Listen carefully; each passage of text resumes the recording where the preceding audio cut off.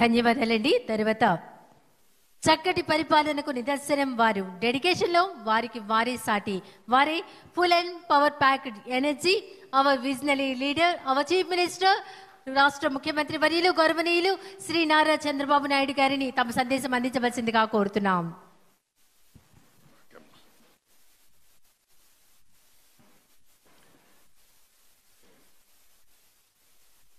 గౌరవనీయులు,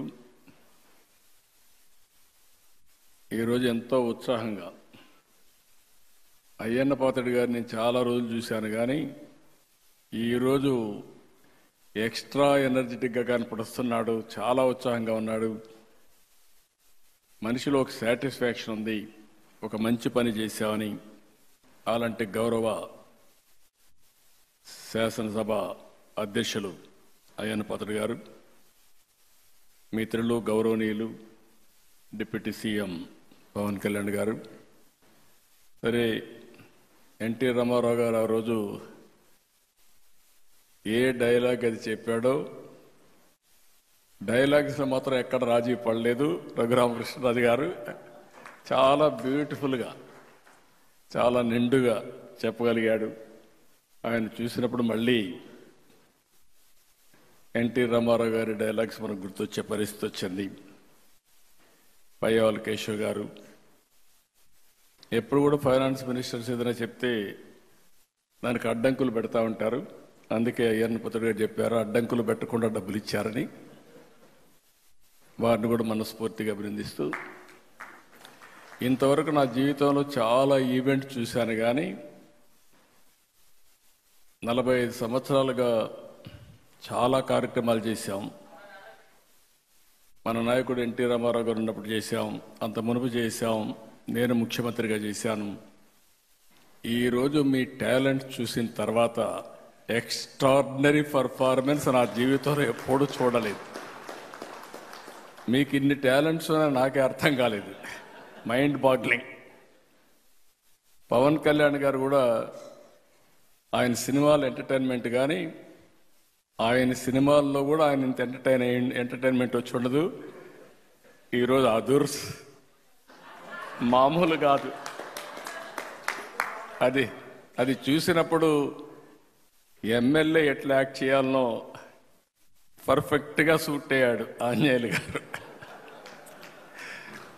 సరే, మా విష్ణుకుమార్ రాజు గారు యాజ్ యూజువల్ మీరు ఎప్పుడు ప్రమోట్ చేస్తారో నాకు తెలియదు. 4 పిల్లలు,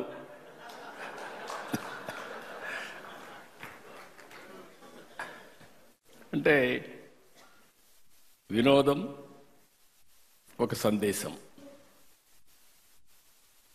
ఒక సీరియస్ విషయం ఇది. ఆ సీరియస్ విషయం కూడా ప్రజలకు అర్థమయ్యేట్టుగా మీరు చెప్పగలిగారంటే ఎక్సలెంట్ పర్ఫార్మెన్స్. ఎమ్మెల్యే దగ్గరికి వచ్చినప్పుడు మా రవికుమార్ బ్రహ్మారెడ్డి చూస్తే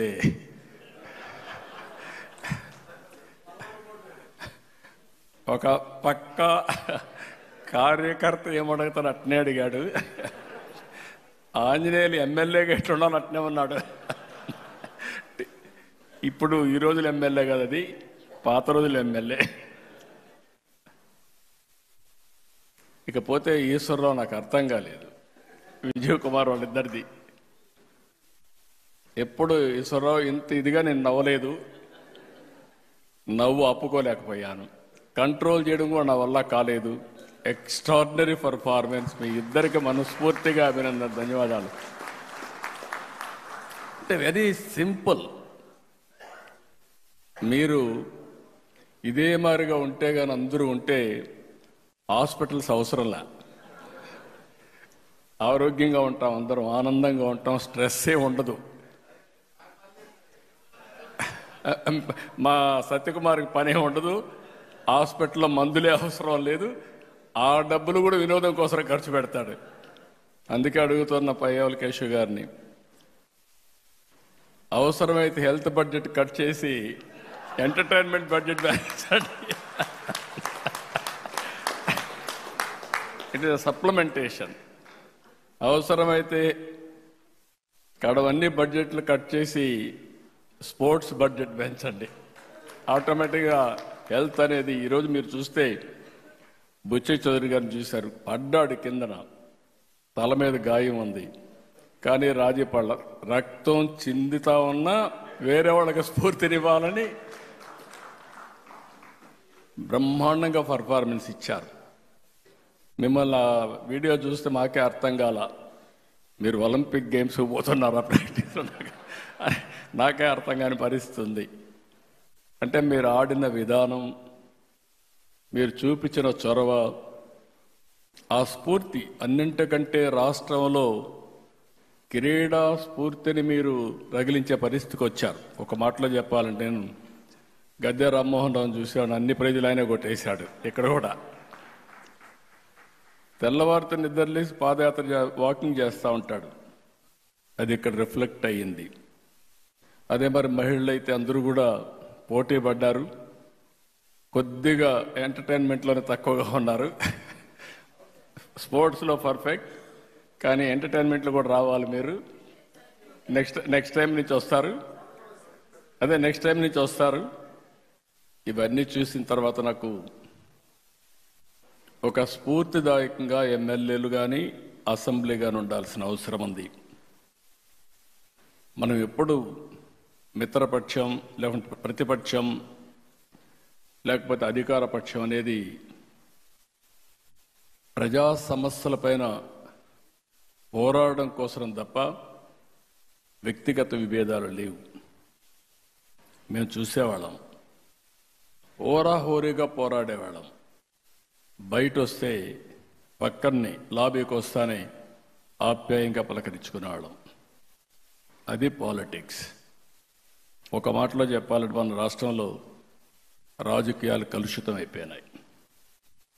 ఏదో బద్ధ శత్రువులుగా. ఓసారి నేను చూశాను, మర్రి చెన్నారెడ్డి గారు ముఖ్యమంత్రి, నేను ప్రతిపక్షంలో ఉన్నాను. నేను ఎమోషన్లో బల్లగుద్దాను, అసర్టివ్గా చెప్పడానికి. ఇమ్మీడియట్గా ఆయన కోపం వచ్చింది. చాలా ఎగోయిస్టిక్గా ఉంటాడు ఆయన. కోపం వచ్చింది. కోపం వచ్చి, ఏమిటి ఏమనుకుంటున్నావు, బల్లగొత్తావను అన్నాడు.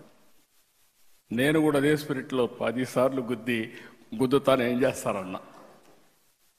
గమ్మను కూర్చున్నాడు. That is the sportive man. ఒక స్ఫూర్తిదాయకమైన అపోజిషన్ ఉన్నప్పుడు అదే మాదిరిగా తిరిగి రిప్లైలో పర్ఫెక్ట్గా సమాధానం చెప్పేవాళ్ళం.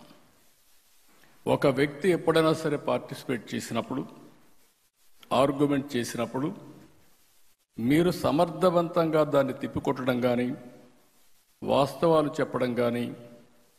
ఈరోజు మనందరం ఒక విషయం గుర్తుపెట్టుకోవాల్సిన అవసరం ఉంది.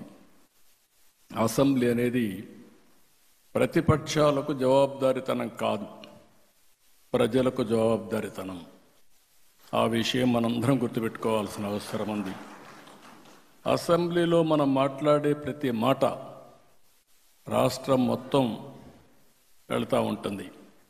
మొన్నటి వరకు మీరు చూస్తే అసెంబ్లీ ప్రొసీడింగ్స్ వస్తే టీవీ కట్ చేసేవాళ్ళు, అంటే మన బూతులు వినలేక.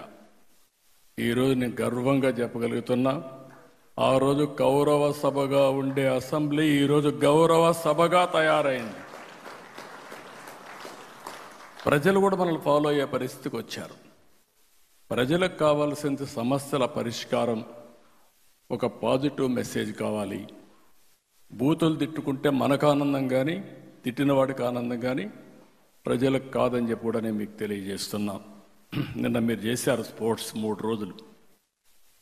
మీరు ఇక్కడ స్పోర్ట్స్ ఆడిన విధానం మీరు చూస్తే రాంప్రసాద్ రెడ్డి కానీ, స్పోర్ట్స్ డిపార్ట్మెంట్కి కానీ ఇంక ప్రమోషనే అవసరంలా. ప్రతి ఒక్క ఎమ్మెల్యే ఈ విధంగా ఆడుతున్నాడు అని అనుకుంటే మనలో అభిమానించే ప్రజలు కూడా స్పోర్ట్స్లో భాగస్వాములు అవుతారు. ప్రతి ఒక్కరు కూడా గుర్తుపెట్టుకోవాల్సిన అవసరం ఉంది. లైఫ్ లాంగ్ స్పోర్ట్స్ అనేది జీవితంలో ఒక మేజర్ కార్యక్రమంగా ఉండాలి. చిన్న పెద్ద అనే వ్యత్యాసం లేదు. ప్రతి ఒక్కరికి ఫిజికల్ యాక్టివిటీ ఇంపార్టెంట్. అలాంటి స్పోర్ట్స్ని మనం ఇక్కడే కాదు, పిల్లల్లోనే కాదు, అందరిలో ప్రమోట్ చేయాల్సిన అవసరం ఉంది. ఏది ఏమైనా ఈరోజు మాత్రం ఎప్పుడూ చూడనటువంటి బ్రహ్మాండమైనటువంటి కల్చరల్ ప్రోగ్రామ్స్ దగ్గర నుంచి, స్పోర్ట్స్ ప్రోగ్రామ్స్ దగ్గర నుంచి అసెంబ్లీ కూడా నేను చూశాను. ఎవరికి ఎవరు పోటీ పడి మాట్లాడారు, సబ్జెక్ట్ పర్ఫెక్ట్గా చేశారు. ఒక మీనింగ్ఫుల్ అసెంబ్లీ జరిగింది. దానికి నేను గర్వపడుతున్నానని చెప్పి కూడా నేను మీకు తెలియజేస్తున్నా. ఇప్పుడే పవన్ కళ్యాణ్ గారు అన్నారు, మీరందరూ ఎన్డీఏలో ఉండే ఆల్ ఎమ్మెల్యేలు మీరు శాశ్వతంగా ఎమ్మెల్యేలుగా ఉండాలి. ఈ విషయం మీరు గుర్తుపెట్టుకోవాలి. అది సాధ్యం. గుజరాత్లో 5వ గవర్నమెంట్స్లో గెలిచారు. ప్రధానమంత్రి నరేంద్ర మోడీ గారు 3వ గెలిచారు. దీనికి కారణం ప్రజలకు ఏం కావాలనో ఆ పనులు మనం చేసి ఆ విషయాలు సమర్థవంతంగా ప్రజలకు చెప్పగలిగితే ఎప్పుడూ ప్రజలు మనతో ఉంటారు. ఆ విషయం గుర్తుపెట్టుకోవాల్సిందిగా నేను మిమ్మల్ని కోరుకుంటూ, ఇప్పుడే కూచిపూడి, నా మనసుకు దగ్గరుండేది కూచిపూడి. ఎందుకు నేను ఈ మాట వాడుతున్నానంటే, తెలుగు వారి యొక్క వారసత్వం కూచిపూడి. నేను అందుకే కూచిపూడి మీరు చూస్తే ఆ గ్రామాన్ని డెవలప్ చేసి, ఆ ప్రాంగణాన్ని బ్రహ్మాండంగా డెవలప్ చేసి, ప్రపంచంలో ఎవరైనా సరే కూచిపూడికి వచ్చి ఆ స్ఫూర్తిని తీసుకొని ఈ కూచిపూడి ప్రపంచం అంతా వెళ్ళాలని నా ఆలోచన. ఈరోజు నేను మనస్ఫూర్తిగా ఈ పిల్లల్ని అభినందిస్తున్నా, వాళ్ళ మాస్టర్ని అభినందిస్తున్నా. అయ్యన్న పాత్రుడు గారు చాలా హ్యాపీగా చెప్పారు. నేను కూడా మిస్ అయ్యాను, కానీ తప్పకుండా ఆ వీడియో చూస్తా. రేపు ప్రధానమంత్రి గారు వచ్చినప్పుడు వీళ్ళ ప్రోగ్రాం ఉంటుందని చెప్పి కూడా నేను మీకు తెలియజేస్తున్నా. ఎందుకు నేను ఈ మాట వాడుతున్నానంటే, కూచిపూడి ప్రపంచం మొత్తం తీసుకెళ్ళాలి. మనకు 2 వారసత్వాలు ఉన్నాయి. ఒకటి వెంకటేశ్వర స్వామి, రెండోది కూచిపూడి. Is our culture. అది మన వారసత్వ సంపద. ఈ 2 కూడా తీసుకుపోవాల్సిన అవసరం ఉంది. ఏది ఏమైనా మళ్ళీ చెప్తున్నా, ఈరోజు నా జీవితంలో నేను ఎంటర్టైన్ చేసిన విధానం చూసిన తర్వాత నా లైఫ్లో ఎప్పుడు కూడా నేను చాలా రిజర్వ్డ్గా ఉంటానని చెప్పి అనుకునేవాళ్ళు. అలాంటిది నాకే నవ్వు ఆపలేక, చాలా ఒక మాటలో చెప్పాలంటే ఎవ్రీ ఇన్సిడెంట్. గుమ్మడి గోపాలకృష్ణ గారు ఆ స్క్రిప్ట్ తయారు చేయడం, కల్చరల్ ప్రోగ్రాంలో మొన్నటి వరకు ఆయనే పాడేవాడు, ఇప్పుడు అందరి దగ్గర పాడిచ్చాడు. సంతోషం. అంటే మీ దగ్గర ఐడియాస్ ఉన్నాయి, మీ ఐడియాస్ టాలెంట్స్ వాళ్ళకి అందిస్తే ఏ విధంగా పనిచేస్తారనేది ఈరోజు పర్ఫార్మెన్స్ బట్టి తెలుస్తుంది.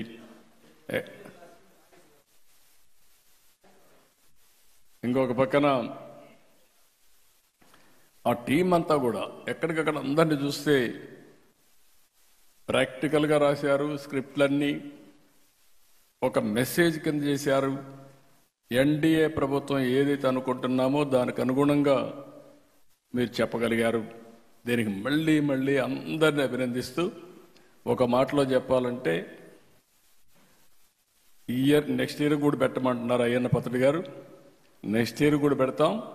దీనికంటే బెటర్గా చేస్తామని మాకు అష్యూరెన్స్ ఇస్తే ఎన్నిసార్లైనా పెట్టచ్చు మీరు. అలాంటి వండర్ఫుల్ ఈవెంట్ ఇది. Excellent. Congratulations. All the best. Excellent performance. Hands off to you. Thank you అనడా. మా వీడియో మీకు నచ్చినట్లయితే please like, share and subscribe.